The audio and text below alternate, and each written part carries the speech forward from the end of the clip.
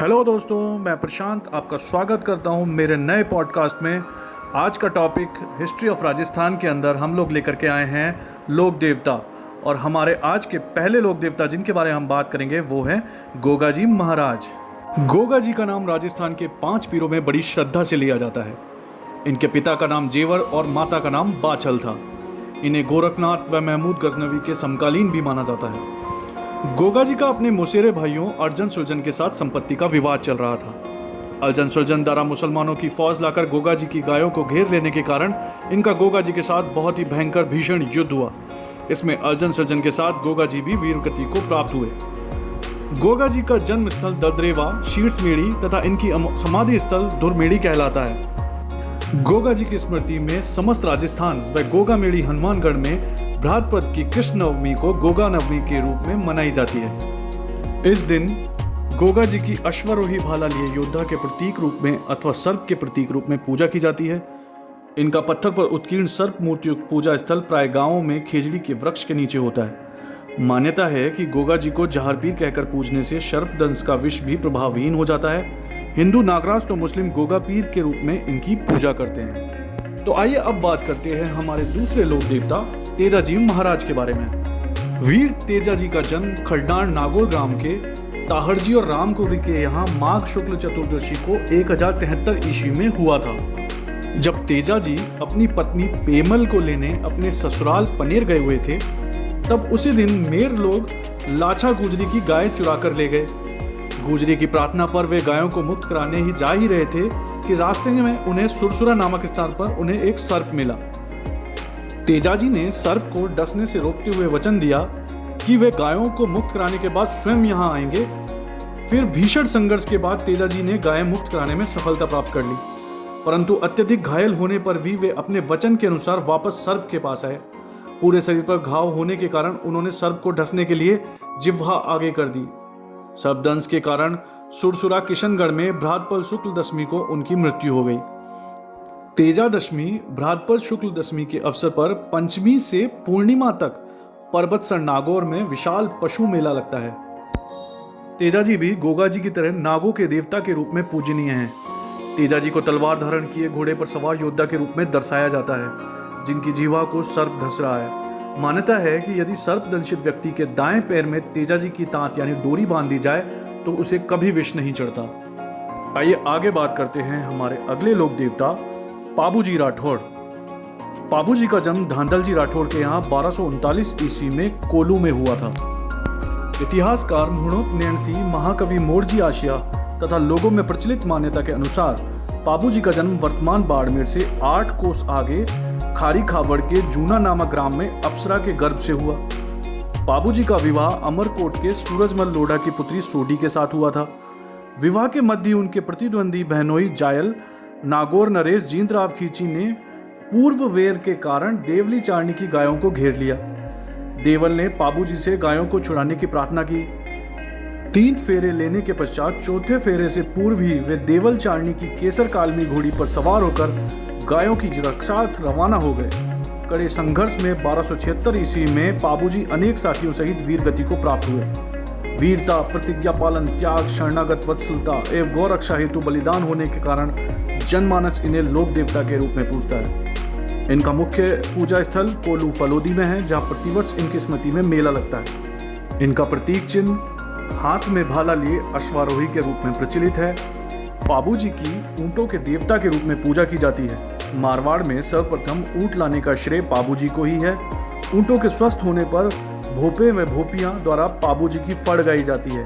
ग्रामीण जनमानस इन्हें लक्ष्मण जी का अवतार मानता है। आइए आगे बात करते हैं हमारे अगले लोक देवता देवनारायण जी के बारे में। देवनारायण जी बगड़ावत प्रमुख भोजा और सेडू गुर्जर के पुत्र थे, जिनका जन्म 1243 ईस्वी के लगभग हुआ। इनके पिता इनके जन्म के पूर्व ही भिनाई के शासक से संघर्ष में अपने 23 भाइयों सहित मारे गए थे। भिनाई शासक से इनकी रक्षा हेतु इनकी मां सेडू इन्हें लेकर अपने पियर मालवा चली गई। 10 वर्ष की अल्पायु में वे पिता की मृत्यु का बदला लेने राजस्थान की ओर लौट रहे थे, तो मार्ग में धारा नगरी में जयदेव परमार की पुत्री पीपल देव से उन्होंने विवाह किया। कुछ समय बाद वे बदला लेने हेतु भुनाए पहुंचे, जहां गायों को लेकर भिनाय ठाकुर से हुए संघर्ष में देवनारायण जी ने उसे मौत के घाट उतार दिया। इनका मुख्य पूजा स्थल आसिंद भीलवाड़ा में है, जहां भाद्रपद शुक्ल सप्तमी को मेला लगता है। इनके मुख्य अनुयायी गुर्जर हैं, जो देव जी की फड़ तथा देव जी और बगड़ावतों से संबंध काव्य बगड़ावत के गायन द्वारा इनका यशोगान करते हैं। ऐसा कहा जाता है कि हर रात 3 पहर गाए जाने पर यह यशोगान 6 महीने में जाकर पूर्ण होता है। आइए अब आगे बात करते हैं हमारे अगले लोक देवता मल्लीनाथ जी के बारे में। मल्लीनाथ जी का जन्म मारवाड़ के रावल, सलखा और जानिदे के ज्येष्ठ पुत्र के रूप में 1358 ईस्वी में हुआ। पिता की मृत्यु के पश्चात वे चाचा कान्हड़ देव के यहाँ महेवा में शासन प्रबंध देखने लगे। चाचा कान्हड़ देव की मृत्यु के बाद वे 1374 ईस्वी में महेवा के स्वामी बन गए। राज्य विस्तार के क्रम में 1378 ईस्वी में फिरोज तुगलक के मालवा के सूबेदार निजामुद्दीन की सेना को इन्होंने मार भगाया। अपनी रानी रूपादी की प्रेरणा से वे 1389 ईस्वी में उगम सिंह भाटी के शिष्य बन गए और योग साधना की दीक्षा प्राप्त की।